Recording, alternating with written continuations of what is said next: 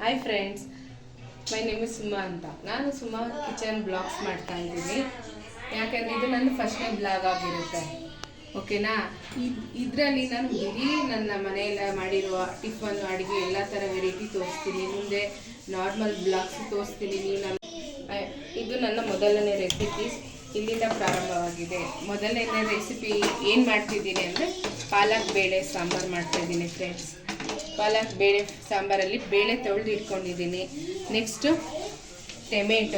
ಮೂರು ಟೊಮೊಟೊ, ಒಂದು ಈರುಳ್ಳಿ, 4 ಹಸಿಮೆಣ್ಸಿನ್ಕಾಯಿ, 4ರಿಂದ 5 ಹಸಿಮೆಣ್ಸಿನ್ಕಾಯಿ ಹಚ್ಚಿಟ್ಕೊಂಡಿದ್ದೀನಿ. ಪಾಲಕ್ ತೊಳ್ಕೊಂಡು ಇಟ್ಕೊಂಡಿದ್ದೀನಿ ಫ್ರೆಂಡ್ಸ್. ಇದನ್ನೆಲ್ಲ ಕುಕ್ಕರ್ಗೆ ಹಾಕೋಣ ಈಗ ನೋಡಿ ಫ್ರೆಂಡ್ಸ್, ಬೇಳೆ ತೊಳೆದಿಟ್ಕೊಂಡಿದ್ದೀನಿ.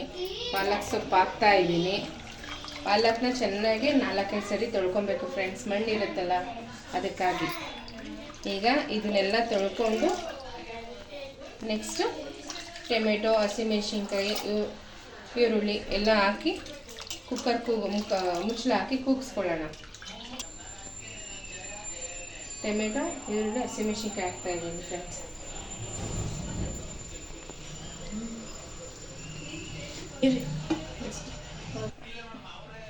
ನೀರು ಹಾಕಿ ಒಂದು 2ರಿಂದ 3 ವಿಜಿಲ್ ಕೂಗ್ಸೋಣ ಫ್ರೆಂಡ್ಸ್.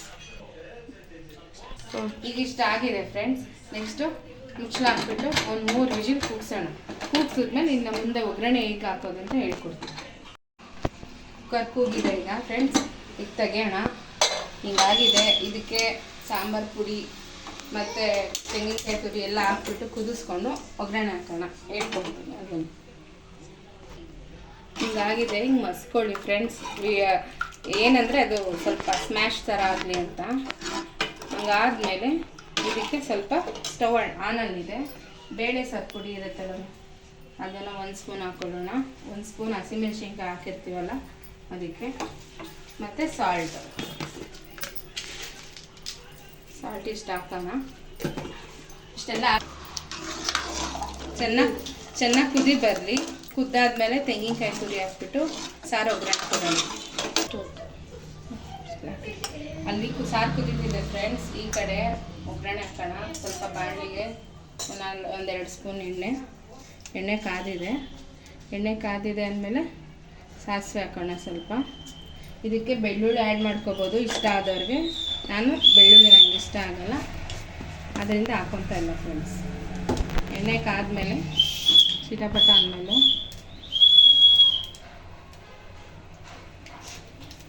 ಈಗ ಸಿಡಿತಾ ಇದೆ ಫ್ರೆಂಡ್ಸ್.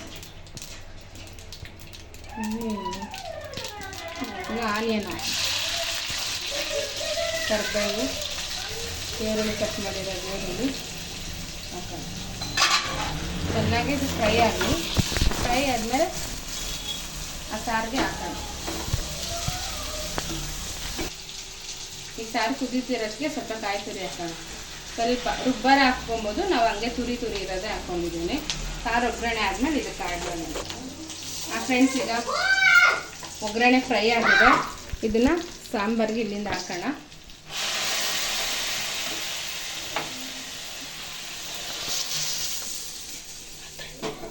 ಈಗ ಒಗ್ಗರಣೆ ಹಾಕಿದೆ. ಒಂದು 2 ಸೆಕೆಂಡು ಒಂದು ಸ್ವಲ್ಪ ಕುದಿಸ್ಬೇಕು. ಅದು ಒಗ್ಗರಣೆ ಎಲ್ಲ ಹಿಡ್ಕೊಬೇಕಲ್ವಾ. 2 ಸೆಕೆಂಡು ಕುದಿಸ್ಬಿಟ್ಟು ಸ್ಟವ್ ಹಾಕ್ಕೊಂಡು ಊಟ ಮಾಡ್ತಾ ಇರೋದು. ಮುದ್ದೆ, ಅನ್ನಕ್ಕೆ ತುಪ್ಪ ಹಾಕ್ಕೊತೀನಿ, ಚೆನ್ನಾಗಿರುತ್ತೆ. ಟೇಸ್ಟ್ ಮಾಡಿ ಫ್ರೆಂಡ್ಸ್. ಟೇಸ್ಟ್ ಮಾಡಿಬಿಟ್ಟು ಹೇಗಿದೆ ಅಂತ ಕಮೆಂಟ್ ಮಾಡಿ, ಲೈಕ್ ಮಾಡಿ, ಸಬ್ಸ್ಕ್ರೈಬ್ ಮಾಡಿ. ಇನ್ಮೇಲೆ ನಾನು ಇದೇ ಥರ ಹೊಸ ಅಡುಗೆಗಳನ್ನ ತೋರಿಸ್ತೀನಿ.